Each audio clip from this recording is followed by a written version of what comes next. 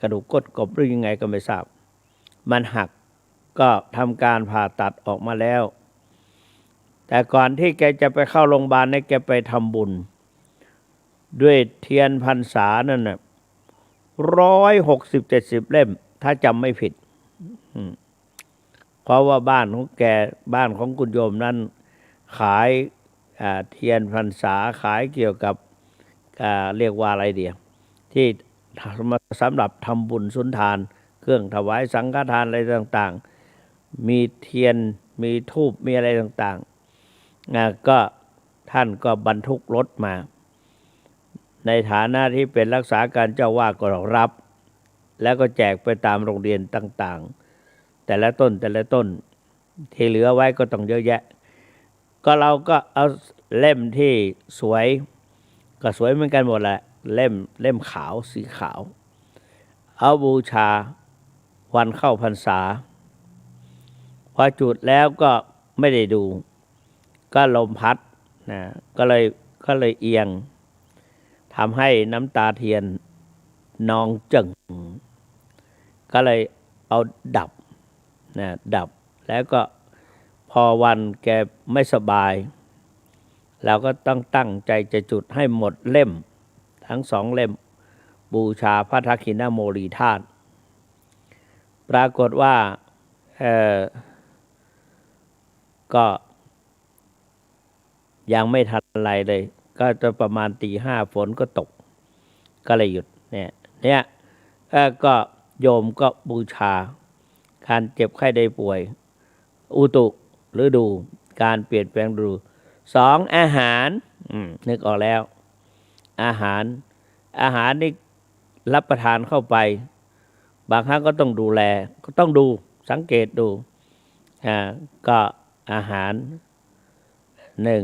อุตุฤดู2อาหาร3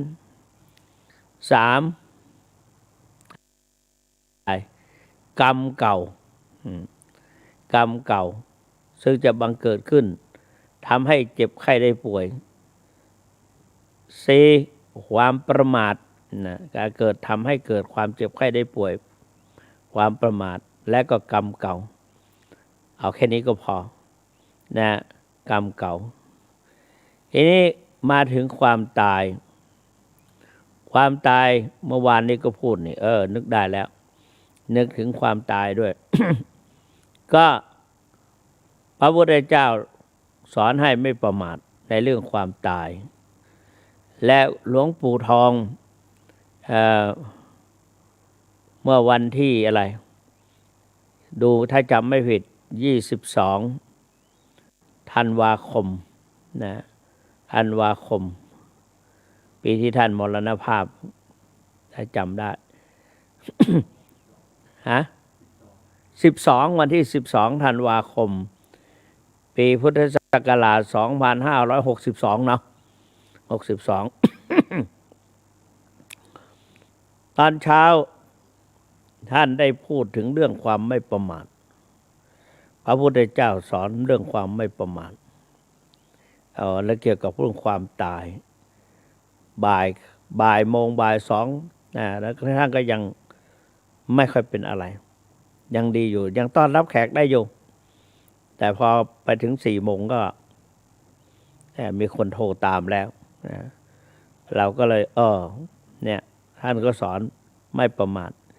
โยมทั้งหลายคิดว่ายังไม่ตายก็ที่พูดขึ้นมานี่เพราะว่าอาตมาเป็นเจ้าคณะอำเภอจอมทองมีเจ้าคณะตำบลขวงเปาวัดคำแม่โทรเข้าไปจะว่าไงดีจะว่ารายงานหรือแจ้ง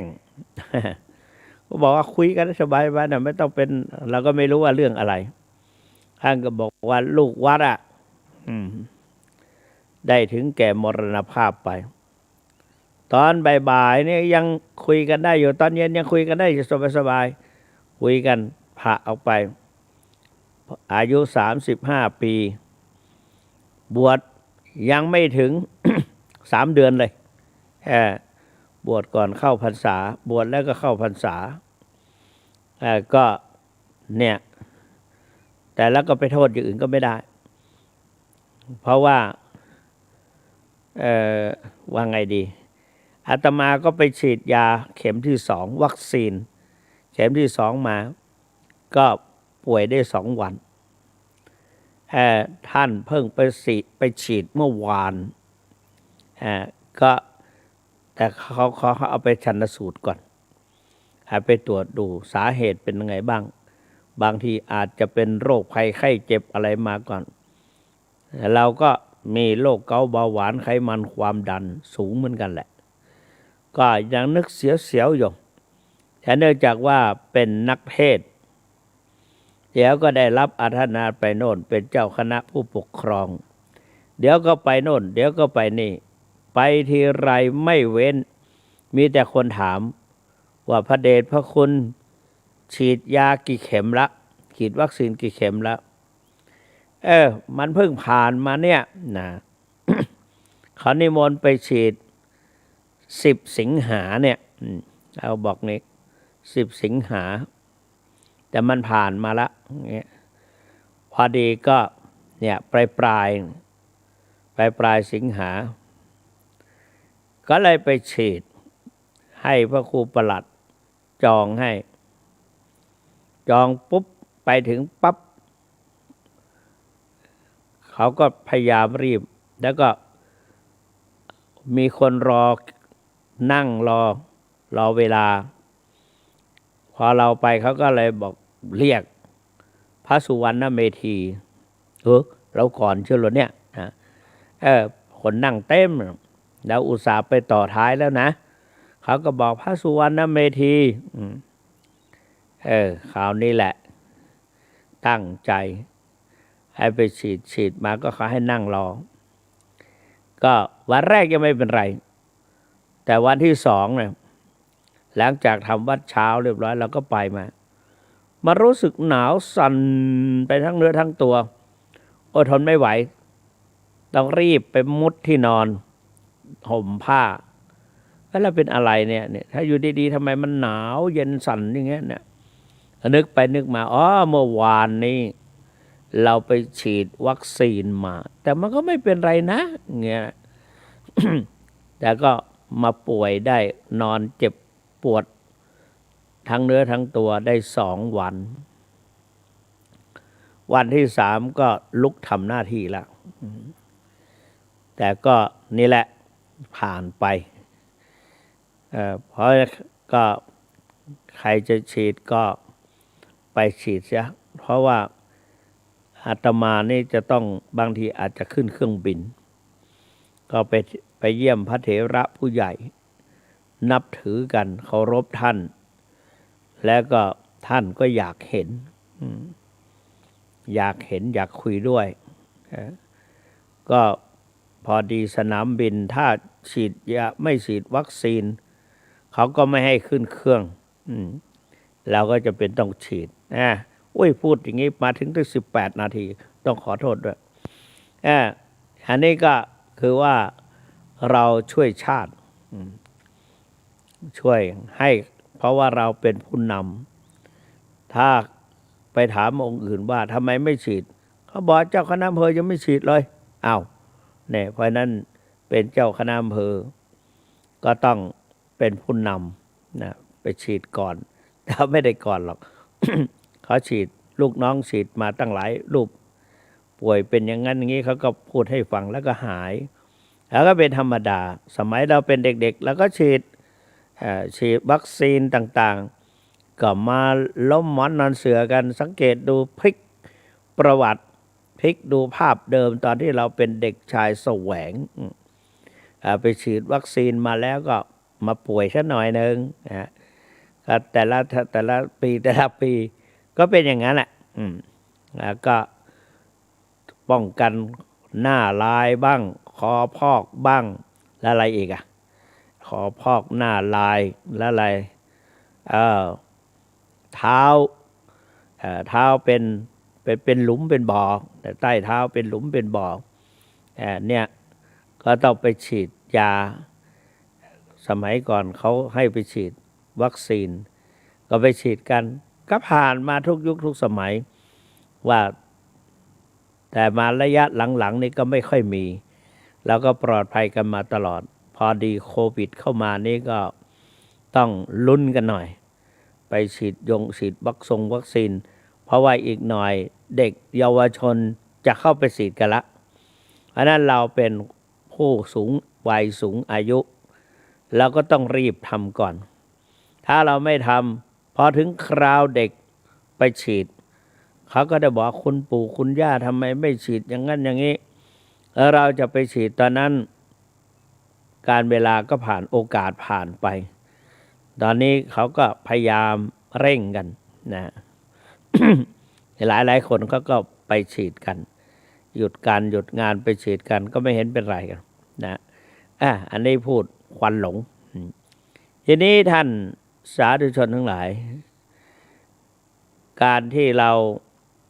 ยังมีชีวิตอยู่โดยเฉพาะเราสู่วัยชราที่ปรากฏแก่เราแล้วก็เข้าข้างตนเองนั่นแหละเพราะนั้นเราก็ต้องอาศัยผู้หลักผู้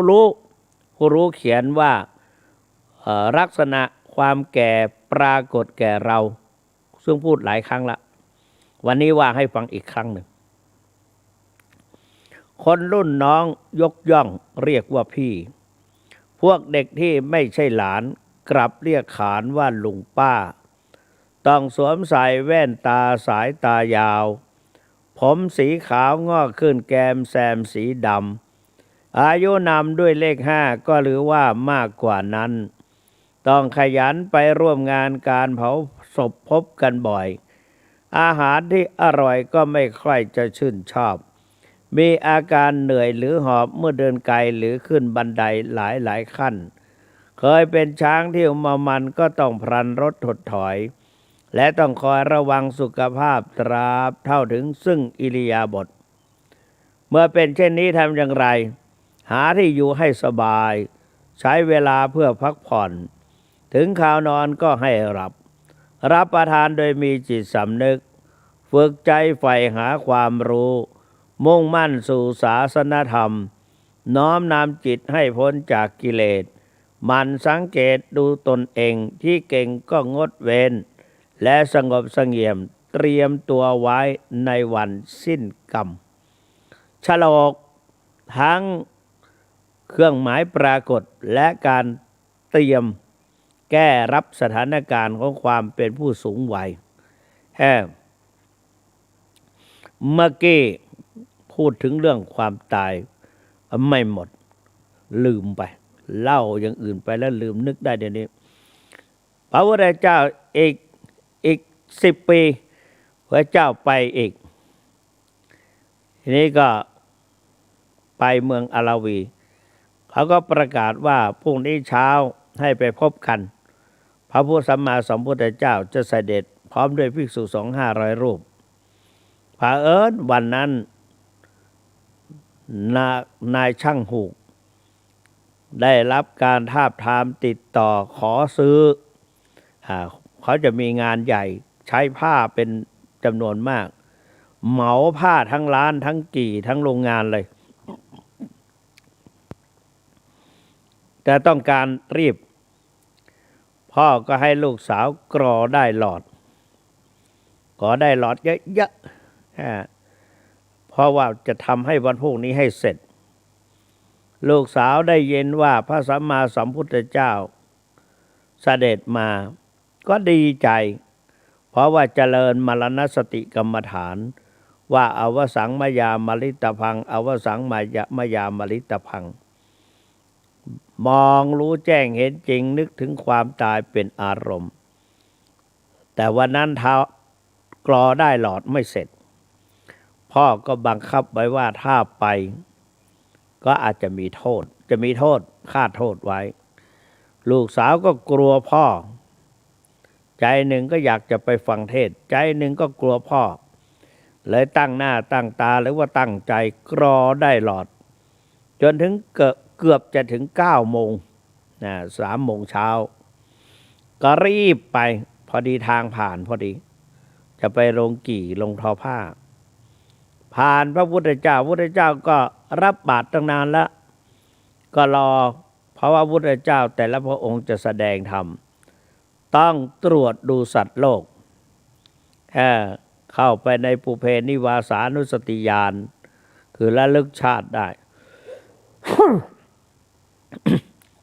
ก็เห็นลูกสาวก็นายทอผ้าเนี่ยไปปรากฏแล้วว่าอะไรจะเกิดขึ้นพระพุทธเจ้าก็ว่าจะได้ประกาศมรณสติกรรมฐาน แล้วก็จะได้ให้ไม่เกิดความประมาทและอีกอย่างหนึ่งจะได้ช่วยลูกสาวคนทอผ้าให้ได้คติภพที่แน่นอนพอไปแล้วนางก็เดินไปนางก็เห็นพระพุทธเจ้าชะเง้อมองมาทางตนเองก็เลยเข้าไปอยู่ที่ท้ายกลุ่มชาวบ้านทั้งหลายก็ย่อตัวนั่งลงกราบบางกระเช้าแล้วก็กราบพระพุทธเจ้าพระพุทธเจ้าก็เปล่งพระสุรเสียงว่าดูก่อนกุมาริกาเธอมาจากไหนลูกสาวคนทอผ้าก็ตอบว่าไม่ทราบเพคะไม่ทราบพระเจ้าค่ะแล้วพระสัมมาสัมพุทธเจ้าก็ถามว่าเธอจะไปไหนนางก็ตอบว่าไม่ทราบพระเจ้าค่ะพระสัมมาสัมพุทธเจ้าก็ตรัสถามอีกว่าเธอไม่รู้ใช่ไหมนางว่ารู้ดีพระเจ้าค่ะนางรู้อยู่ใช่ไหมไม่รู้พระเจ้าค่ะยังสร้างความสงนฉงนให้เกิดขึ้นแก่คนฟังต่างโจทย์จันนางว่ามาเล่นสำนวนกับพระพุทธเจ้าเล่นลิ้นกับพระพุทธเจ้าว่างั้น คนเคารพกันทั้งเมืองตัวเองไม่พูดอย่างนี้ได้ไงพระพุทธเจ้าถามนายแท้ที่จะตอบพระพุทธเจ้าก็ถามนางก็ทูลว่าพระองค์ทอดพระเนตรเห็นหม่อมฉันถือกระเช้าได้หลอดมาเต็มสะเอวก็ทรงทราบแล้วว่ามาจากบ้านคนทอผ้าแต่ที่ถามนี้ไม่หมายประสงค์เอาในภพปัจจุบันคงจะหมายเอาว่าอดีตชาติก่อนที่หม่อมฉันจะมาเกิดเป็นคนเนี่ยมาเกิดในภพเนี้ยไม่ทราบจริงๆว่ามาจากภพใดภูมิใดพระเจ้าค่ะพระเจ้าก็สาธุและถามที่ว่าจะไปไหนก็เมื่อหม่อมฉันถือกระเช้าได้หลอดมาแน่นอนแล้วต้องไปโรงงานทอผ้าหรือโรงกี่เขาเรียกว่ากี่แต่พระองค์ถามนี้ไม่ได้ถามว่าจะไปลงกี่หรือโรงงานทอผ้าใช่ไหมถามว่าถ้าว่าตายจากภพนี้ไปแล้วจะไปเกิดภพใดภูมิใดจนใจจริงๆพระเจ้าค่ะพระเจ้าก็สาธุให้ทั้งสองทีนี้เมื่อตถาคตถามว่าเธอไม่รู้ใช่ไหมทำไมบอกว่ารู้ว่าจะต้องตายต่อไปเนี้ยชีวิตของคนทุกคนจะต้องตายจะต้องตายแน่นอนอันความตายชายนาลีหนีไม่พ้นมีจนก็ต้องตายกลายเป็นถีถึงแสนลักก็ต้องร้างห่างทันทีไม่วันนี้ก็วันหน้าช้าหรือไวแอบหนีก็ไม่ได้หลบหนีก็ไม่ได้เขาเขียนว่าถึงแอบซ่อนในกลีบเมฆกลางเวหาซ่อนกายากลางสมุทรสุดวิสัยซ่อนตัวตนณซอกเขาลำเนาภัยณแดนใดไหนจะพ้นจากความตายเนี่ย เพราะนั้นนี่แหละท่านสาธุชนทั้งหลายก็เจริญมรณสติกรรมฐานพระพุทธเจ้าสอนพอพระพุทธเจ้าเทศสอนไปแล้วนางก็ได้สำเร็จเป็นพระโสดาบันการกิริยาอาการที่เคยเร่าร้อนในอะไรต่างๆก็เยือกเย็นสุขุมบิดาของนางก็รออยู่ไม่มาสักทีลูกสาวไปไหนจะทอผ้าแต่ว่าด้วยความเร่งรีบทอผ้าตั้งแต่ตีสามตีสี่ตีห้าพอถึงตอนนั้นก็จะ10 โมงอยู่แล้ว11 โมงอยู่แล้วนางฟังเทศของพระพุทธเจ้าจนได้สำเร็จเป็นพระโสดาบันพ่อของนางก็ฟุบอยู่กับม้วนผ้าที่ยังกำลังทออยู่ก็มากมายพอสมควรแต่เหลืออีกหน่อยหนึ่งนางก็ค่อยๆเอากระเช้าได้หลอดไปวางแต่ขณะนั้นคนทอผ้าคือพ่อของนางเนี่ยจับกระสวยไว้แน่นก กระสวยนี่ปลายแหลมทั้งสองข้างตกใจสะบัดกระสวยไปข้างหลังที่ทิ่มเข้าไปที่อะไรลิ้นปี่ของลูกสาวโอ้กระสวยทิ่มไปอย่างแรงทะลุเข้าไปในทรวงอกของนางก็ได้ถึงแก่กรรมตรงนั้นเองนายช่างหูกร้องห่มร้องไห้ไม่ได้ตั้งใจเอาเสียอกเสียใจพระพุทธเจ้าจึงตรัสว่าปิยโตชัยเตโสโกความโศกย่อมเกิดจากพัดภาคคนที่เรารักเราชอบใจรักมากก็ทุกข์มากพระพุทธเจ้าก็นำเอาเรื่องความโศกมาให้ฟังแล้วก็ได้เทศนาสอนดูเหมือนว่านายช่างหูกก็เป็นพระโสดาบันเหมือนกันนี่ก็คือแบบเทศในวันนั้นทีนี้ท่านสาธุชนทั้งหลายแล้วเราท่านทั้งหลายมาในบั้นปลายชีวิตคนเราก็แบ่งออกเป็น3ช่วงที่หนึ่งตั้งแต่คลอดจากเป็นทารกนะคลอดออกจากท้องแม่มาสำเร็จเป็นทารกแล้วก็ต่อมาจนถึงอายุ30เป็นปฐมวัยตั้งแต่31ถึง60ปีเป็นมัชฌิมวัยตั้งแต่61ปีขึ้นไปถึง90ปีเป็นปัจฉิมวัยเขาเขียนเป็นฉลกทางเหนือว่า10ปีอาบน้ำบ่หนาว20ปีแอวสาวบ่กาย30ปีบ่นายสงสาร40ปีแยกการเหมือนฟ้าผ่า50ปีสาวน้อยด่าบ่เจ็บใจ60ปีไอเหมือนฟานโคก70ปีบ่หกเต็มตัว80ปีไข้หัวเหมือนให้90ปีไข้ก็ตายไม่ไข้ก็ตายวันนี้ไปเทศโยมแม่ของท่านธนัทจินดาพรลืมชื่อไปแล้วไม่ยายอะไรก็ไม่รู้ลืมละถึงไปเทศมาเนี่ยลืมไวจังครั้งที่เขาก็บอกทั้งพ่อทั้งแม่เมื่อกี้ว่าอายุ104ปีเขาก็ทำไมก็เลยพูดว่าสาเหตุที่อายุยืนฟังนะโยมนะวันนี้พูดเป็นภาษากลางเพราะว่าเมื่อคืนนี้ได้รับโทรศัพท์มาจากกรุงเทพก็มีก็เลยพูดเป็นภาษากลางเสียเลยท่านพระครูใบดีพระครูสังฆพานวิชัยบอกว่าเยอรมันก็มีตั้ง 4-5 คนหลวงพ่อเจ้าคุณว่างั้นโอ้ มีคนไทยไปอยู่เยอรมันได้ฟังและหลายๆคนได้ฟังแล้วก็ชื่นใจได้แสดงธรรมที่นี่นั่งพูดคนเดียวพูดองค์เดียวไม่มีใครมีแต่เจ้าหน้าที่2 รูป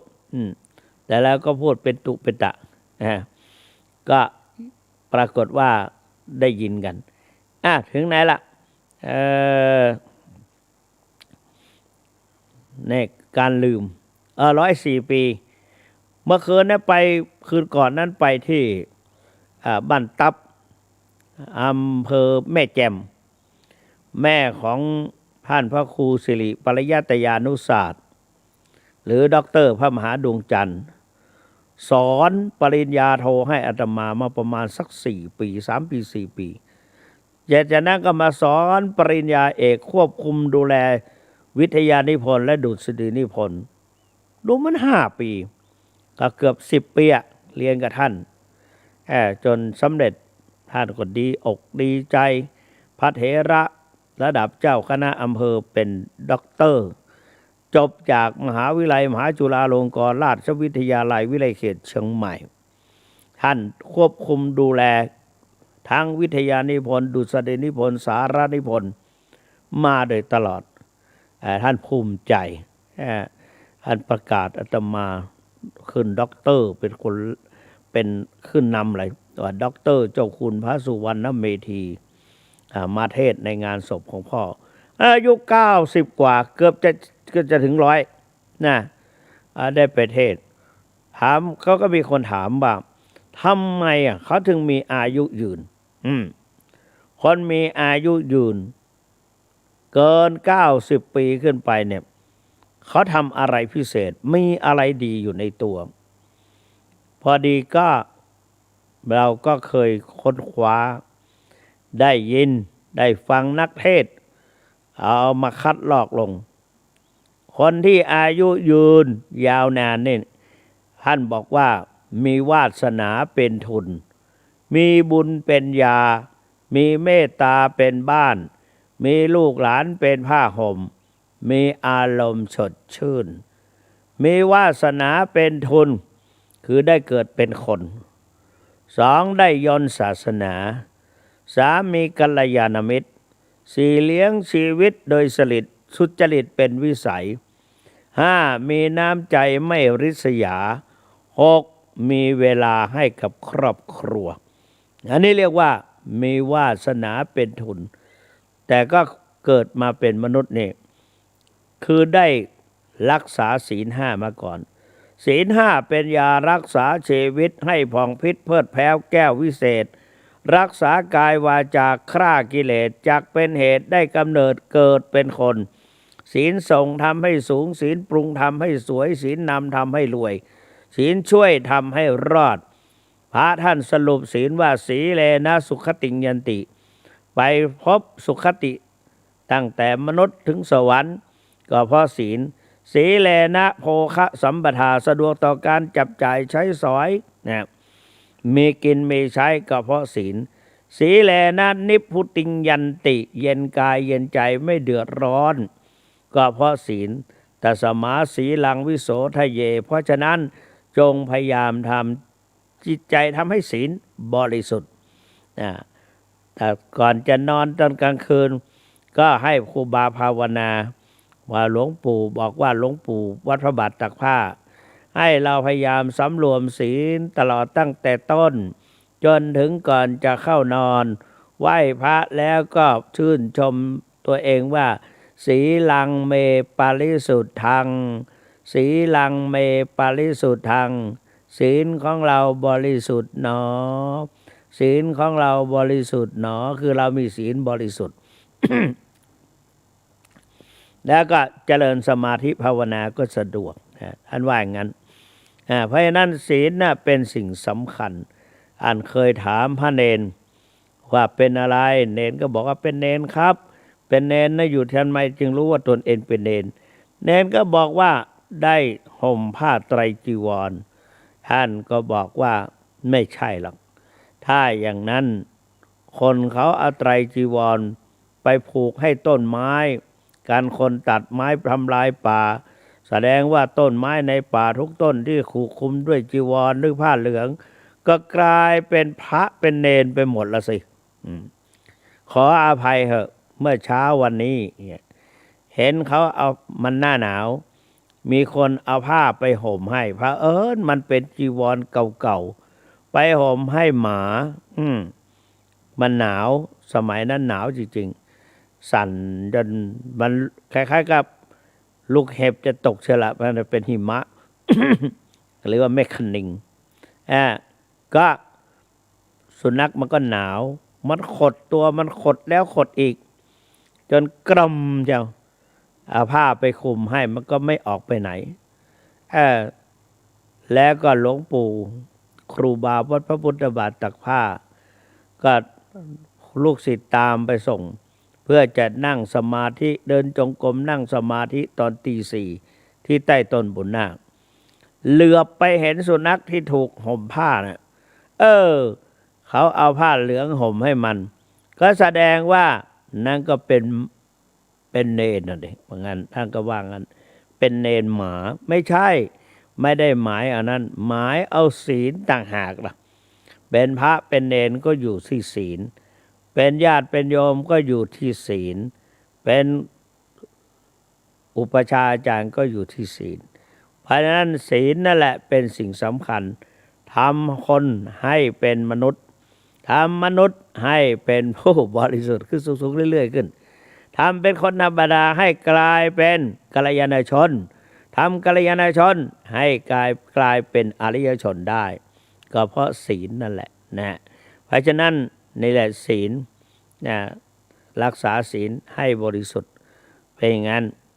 เพราะฉะนั้นก็ นี่แหละเราท่านทั้งหลายอยู่ที่บ้านญาติโยมอยู่ที่บ้านตื่นเช้ามาไหว้ทำอะไรล้างหน้าล้างตาหรืออาบน้ำอาบท่าแต่งตัวแล้วก็ไหว้พระแล้วก็สมาทานศีลด้วยตนเองไม่ต้องอะไรมากละไม่ต้องมายังบันเตวิสุงไม่ต้องละไหว้พระอรหังสัมมาสัมพุทโธพระกวาไม่ต้องไปจุดธูปเทียนเพราะกลัวระยะนี้น่ากลัวไม่ต้องไปจุดธูปเทียนบางทีธูปมีคนหนึ่งจุดธูปหอมนั่งสมาธิถ้าไม่มีธูปสมาธิไม่แน่ไม่นิ่งต้องจุดธูปเสียอย่างน้อยดอกหนึ่งให้ได้กลิ่นได้กลิ่นธูปจุดไปจุดมานั่งภาวนากำหนดลมหายใจเข้าออกพอครั้งหนึ่งมีอยู่มาวันหนึ่งไปโรงพยาบาลหมอสงสัยเป็นมะเร็งพอตรวจเลือดแล้วสงสัยเป็นมะเร็งไปเอ็กซเรย์ที่ปอดเป็นมะเร็งตั้งหลายจุดเป็นมะเร็งตั้งหลายจุดเขาก็บอกว่าเขาในชีวิตเนี่ยเขาไม่ได้สูบบุหรี่สักหน่อยเป็นมะเร็งได้ยังไงหมอก็ถามผลสุดท้ายนั่งจุดธูปทำวัดสวดมนต์หรือว่าสวดมนต์มาโดยตลอดพอแกได้ผ่าตัดแล้วแกก็ขยายทุกวันนี้ไปในงานต่างๆเขาในงานศพงานอะไรต่างๆเขาก็ไม่จุดธูปละทุกครั้งนี้ไปก็จุดธูปกันควันขโมงแล้วก็นิมนต์พระไปเทศน์ใกล้ๆแล้วพระอยู่ที่สูงควันไฟก็ขึ้นไปหาพระองค์เทศบางทีก็เข้าตาแดงใช่ละเข้าจมูกแน่นเลยไม่รู้จะพูดยังไงแต่ปัจจุบันนี้ดีเขาไม่ให้จุดถามว่าจุดธูปเนี่ยทำไมต้องจุดไปในงานบำเพ็ญกุศลศพทำไมถึงต้องจุดธูป เพื่อบูชาและลึกถึงคนนี้มีความดีไม่ว่าจะไปทางไหนก็ได้รับการชื่นชมมีชื่อเสียงไปในทางที่ดีหอมเหมือนกับธูปควันธูปนี่แหละกลิ่นธูปนี่แหละเข้ามาคนมาก็ได้กลิ่นธูปแสดงว่ากลิ่นแห่งคุณงามความดีของท่านผู้ตายเขาจึงบอกว่าเวลาไปในงานศพมาเพราะอะไรเพราะนึกถึงผู้ตายเห็นไหมนึกถึงอะไรเมตตาที่ท่านมีความดีที่ท่านได้กระทำคุณธรรมที่ได้บำเพ็ญความร่มเย็นที่เราได้พบได้รับเงี้ยก็ในฐานะเป็นนักเทศว่าบอยก็นี่แหละก็จุดธูปแต่ต่อมาเขาก็ไม่จุดละไม่จุดละทั้งที่พอนั้นไปจุดธูปความจริงธูปเนี่ยสำหรับบูชาพระพุทธคือพระวิสุทธิคุณบริสุทธิคุณหรือวิสุทธิคุณมีทิสุทธิแปลว่าความบริสุทธิ์แต่ส่วนปัญญาคุณนั้นไม่ต้องใส่วิละปัญญาที่คุณอะไรนะพระ มหากรุณาธิคุณไม่ต้องไปใส่เฉพาะพระวิสุทธิคุณ1พระวิสุทธิคุณ2พระปัญญาคุณ3พระมหากรุณาคุณแต่ผู้รู้ทั้งหลายไปเพิ่มให้หมดเลยเราไม่รู้ว่าความหมายมันก็ไปหมดเลยพระวิสุทธิบริสุทธิคุณปัญญาที่คุณมหากรุณาที่คุณโอ้โหเลยทำให้เราเป็นผู้สำเร็จในด้านการศึกษาภาษาบาลีมาสู้เขาไม่ได้เขาก็ยิ้มอย่างเดียวเวลาได้ขึ้นเทศเขาค่อยพูดจะอยู่ดีๆจะไปประกาศก็ไม่ได้ไปร่วมงานก็ฟังแล้วก็แล้วไปก็มีหลายคนที่เขาเป็นปรริญญาธรรมเขาก็รู้ที่ศึกษาลาเพศไปแล้ว นี่เพราะนั้นท่านสาธุชนทั้งหลายเราไปในตอนนี้เราก็อายุ รมาแล้ว45โทรมาก่อนเลยยังไม่ได้อนุญาตให้เจริญพรทำไมเข้ามาก่อนวันนี้ใครเอ่ยอันนี้ค่ะโอ้บางโมกอันนี้นี่นะอันอย่างก็เชียงดาววันนี้เชียงดาวโอ้ครับขอบคุณมากเออ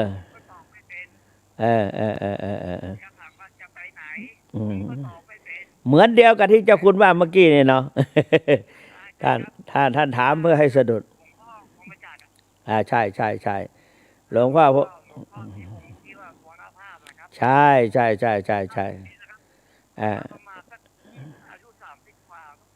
ตอนนี้โยมเท่าไหร่ฮะ90เหรอฮะโอ้ได้90แล้วหรือเกิน2490แก่กว่าอาตมา7 ปีอาตมา2497นะ8 ปีด้วยมั้งนะขอบคุณมากพี่ชายแค่นี้นะเจริญพรนี่โยมเชียงดาวโทรมาก่อนเพื่อนได้ยังไม่เปิดโอกาสให้เลยตอนนี้ก็เหลือเท่าไหร่เวลาเท่าไหร่พระครู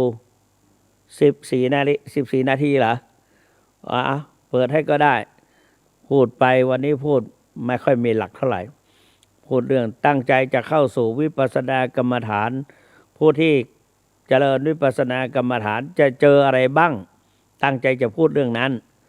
แต่พอดีมาเรื่องโควิดไม่พูดเลยก็ไม่ดีเดี๋ยวว่าเจ้าคุณไม่รู้เรื่องไม่เคยได้ยินเจ้าคุณพูดเลยวันนี้พูดออกมาได้ 0817830215เปิดซะเลยนะเปิดให้ญาติโยมได้โทรเข้าไปเพราะว่ารายการนี้เป็นรายการร่วมฟังธรรมะและสนทนาธรรมออนไลน์กับ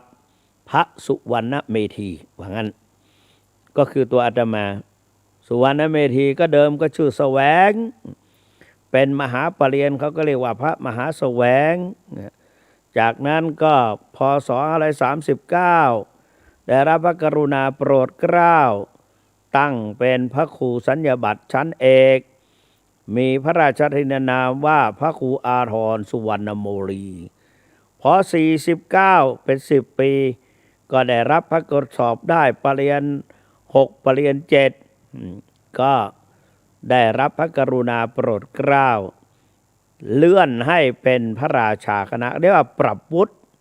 ปรับพัฒกลายเป็นพระราชาคณะชื่อพระเพลงว่าพระสุวรรณเมธีวงเล็บแสวงปท7นะแล้วก็ดรด็อกเตอร์ปัจจุบันนี้ก็กลายเป็นอย่างนี้นะเพราะฉะนั้นท่านสาธุชนทั้งหลายโทรเข้าไปคุยได้วันนี้พูดเป็นภาษากลางก็ไม่เป็นไรเพราะว่าเดี๋ยวก็ผสมกันแหละเพราะว่าไปบิณฑบาตตอนเช้าญาติโยมใส่ไม่เหมือนกันเดี๋ยวคนนั้นใส่นั้นใส่นี้ก็เดี๋ยวก็เป็นข้าวสวยบ้างข้าวเหนียวบ้างข้าวต้มข้าวนมแกงผักอะไรต่างๆขนมนมเนยอะไรต่างๆอยู่ในบาตรก็จะพูดเป็นหลายสำเนียง เสียงภาษาขึ้นนะ0817830215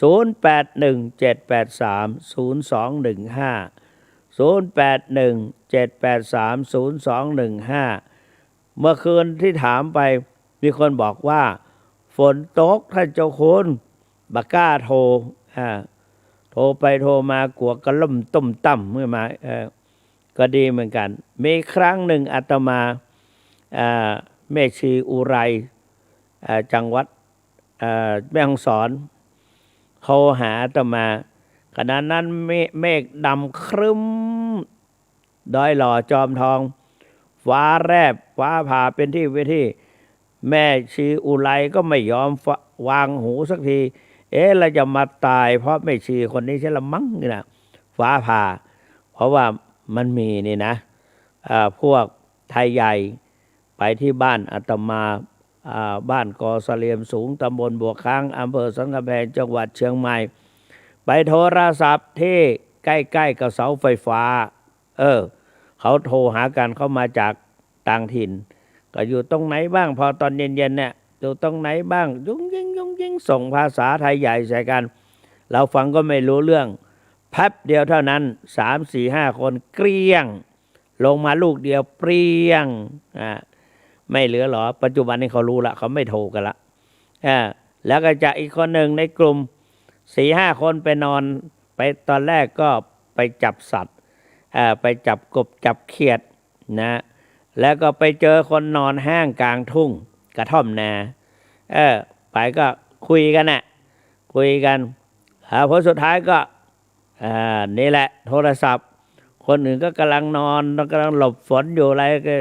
คุยกันเพราะว่าพอบังฝนได้คนหนึ่งก็ปรากฏว่าฟ้าอัศนียาบาทฟาดเปรี้ยงลงมาก็เลยเปรี้ยงทั้ง4 คนเจริญพรไม่หลงไหมอู่ยองละหันนั่นแหละวันนี้เขาอู่ว่าไข่ปิ้นเหลืองตาใดอู่เราไปขับไข่นึกอันใดก็อู่อันนั้นนะดังทอหูกไม่หลงเป็นคุณทอหูกเนาะพี่น้องบวกก้างทอหูกกันอันนี้ทอหูกจงได้ดีจนได้ดีนะจนได้เป็นพระอริยบุคคลเป็นพระโสดาบันปอก็เป็นพระโสดาบันสมัยก่อนพระจะไปเทศต้องหลวงพ่อพระพุทธเจ้าต้องตรวจดูสัตว์โลกถึงไปเทศปัจจุบันนี้ไม่รู้เรื่องนะก็เทศไปตามที่พระเตรียมไว้เนาะขอบคุณจะหลายเนี่ยหลงเนอะฝนตกบ้านเฮาฝนบัดตกฟ้าเปล่งฟ้าใสเนาะฟ้าเปล่งฟ้าใสจอมต้องตก3 หา 4 หาแล้วเนี่ยนะจอมต้องไปไหนก็เป็นเจ้าคุณปิ้นวัดข้างแล้วข้างเราฟืดฟัดฟีดขอบคุณจะหลายเนอนะอายุวันโนสุขังปะล่างมีเสียงเข้ามาละ0817830215 0817830215โทรเข้าไปได้เลยต้องขออภัยตัวนะก็แม่ลงไม้กำลังม่วนอยู่พอดียังเหลืออีก8 นาทีเจริญพรอันนี้เดี๋ยวเขาถ่ายก่อนมาจากปะคอยใต้ไหมก็นั่นไม่แดงเนาะโยมแดงอันนั้นนะฝนตกฝนกำลังตกนั่นตะคืนแล้วเอามาไปเขาบอกเจ้าคุณฝนตกให้ไปกล้าโทรสักเตือนนี่เราโยมแดงใจกล้าขออนุโมทนาได้โยมแดงเด้อโยวันโนสู้ขางพลังข้าวเขาเจริญพร0817830215 0817830215เลือดแหม7 นาทีคือท่านอาจารย์พระครูสมุวิสุวัตรต้องการจะรู้ว่าไผ่โทรเข้าพ้องเจริญพร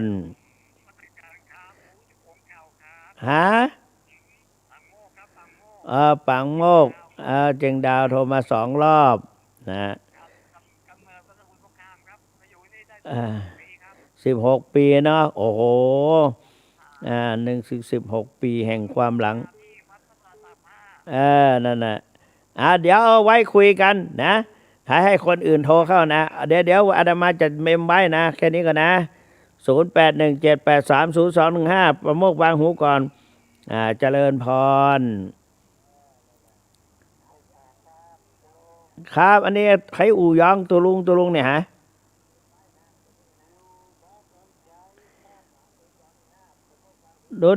โดยอันดอนใจไหนโดยดอนใจเขาไปเทศนี่เนี่ยดอนใจน่ะเมทาลปูนน่ะเนาะแม่น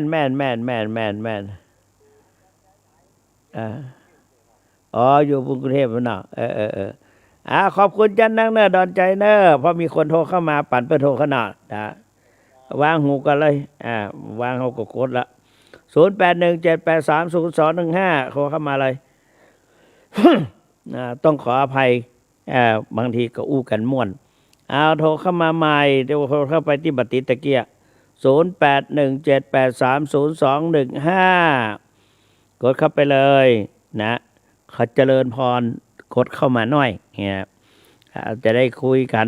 คือท่านพระครูสมุวิสุวัตวัดฝายหินต้องการจะทราบว่าเอาปล่อย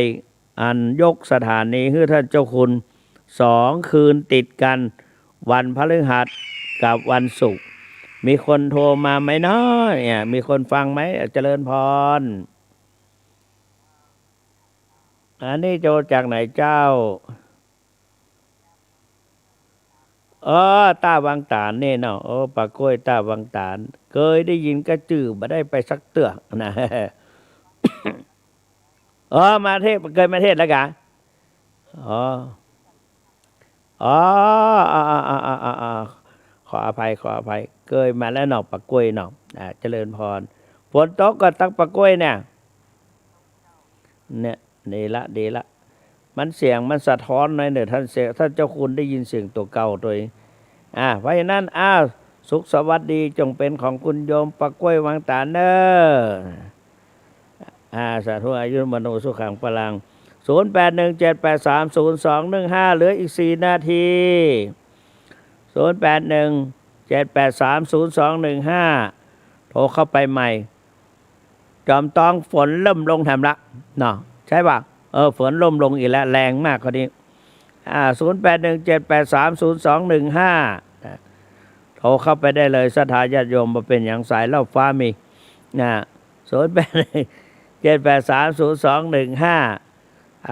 อาคารตรงนี้มีสายเล่าฟ้าหลายตัว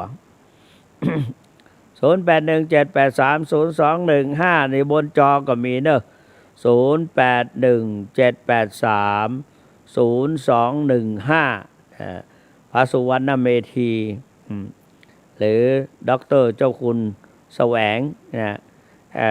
ปัญญาประโชโตปรริยนธรรม7 ประโยคประกาศให้หูเห็นหน่อยที่จริงกว่าจะได้นี่เป็นตกเป็นยากนะได้มาแล้วก็พยายามที่จะทำให้เป็นประโยชน์ที่สุดนะเขาว่าตุลงอายุจะดี70แล้วยังแข็งแรงอยู่เนาะแข็งแรงอะไรนั้นขนาดเดินไปที่ไหนก็พยุงฉันแข็งแรงอะไรก็แข็งแรงกับตุลงสามารถไปออกอากาศไปเทศท่านใดประเทศนี้ได้ก็เรื่องบรรยายธรรมะเนี่ยนะ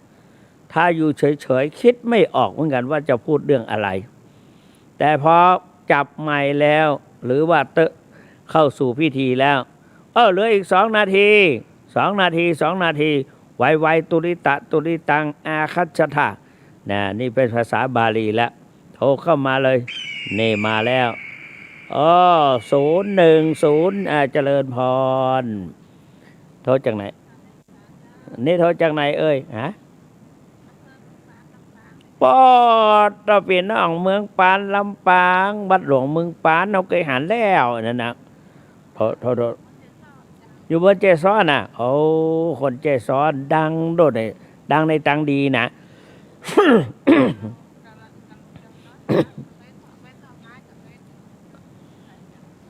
ดีละโอ้ต่างเจซ้อนเขาฟังกันนักกว่า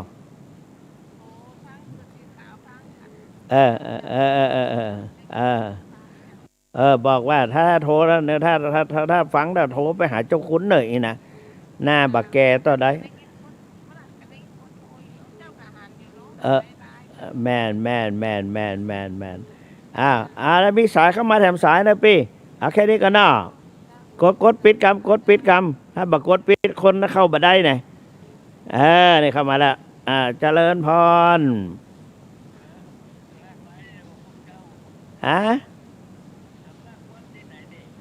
วัดพระธาตุสีจอมทองเจ้าคุณสุวรรณเมธีมหาแสวงประโยค7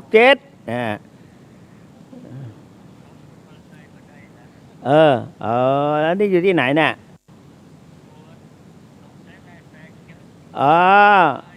แม่แฝกสันซ้ายเมื่อก่อนเขาก็มาดังอยู่เนี่ยนายกทั้งหลายอย่างชื่ออย่างว่าเราลืมไปละเข เขาก็นิมนต์อาตมาเทศน์นายกอำเภอสันทรายหลายๆตำบลเทศบาลตำบลเนี่ยนะขออาตมาภาคเสียงนะไม่เข้าใจว่าโยมโทรมาจากไหนกันเนี่ยอย่างเงี้ยมีหลายเสียงนะเนาะพอดีหมดเวลาพอดีหมดต่อไปจะอู้จะจ้าขอบคุณมากอายุวันโนสุขังพลังเพราะในโอกาสนี้ก็เป็นเวลา23 นาฬิกาหรือ5 ทุ่มนะ5 ทุ่มเพราะฉะนั้นก็วันเวลาแห่งการพบปะกับศรัทธาสาธุชนทั้งหลายก็ได้เวลาพอดีขออนุภาพคุณพระศรีฝนตกหนักเนอะจอมตองตอนนี้นะขออนุภาพคุณพระศรีรัตนตรัยและสิ่งศักดิ์สิทธิ์ทั้งหลายจงปกปักพิทักษ์รักษาศรัทธาพี่น้องผู้มีเกียรติสาธุชนผู้ร่วมสดับรับฟังทั้งหลายประสบแต่